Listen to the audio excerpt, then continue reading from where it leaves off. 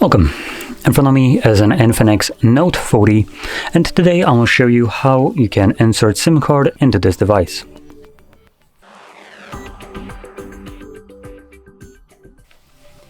So to get started, you will need to grab a SIM ejector which looks similar to this and comes provided with the device in the box. But if you can't find it, you could also use a paperclip, train one on the end, and it should work just as well.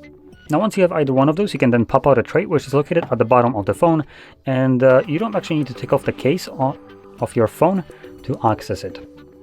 So grabbing our little tool, find the insert area which is right on the corner right here, and then push the thing in, and you'll see that the tray pops out enough for you to be able to pull it out. Now on the tray you have space for two different SIM cards, so you can place one on either side.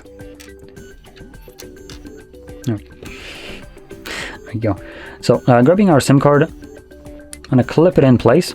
There's a little latch right here that kind of like keeps tension on it, so if you flip it over, the card shouldn't be falling out.